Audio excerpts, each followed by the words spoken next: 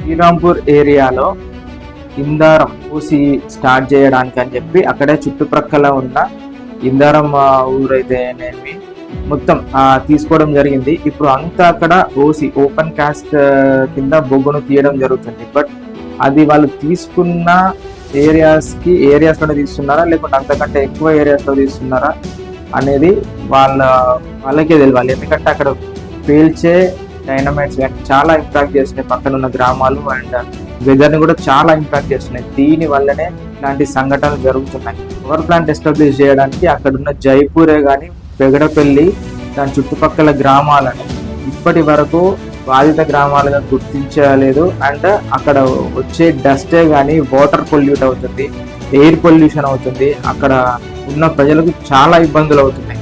But environmental departments మాత్రం వీళ్ళకి permissions ఇస్తూనే ఉంటారు. ఇది మాత్రం మాట్లాడుకుంటూ పోతే ఇది పెద్ద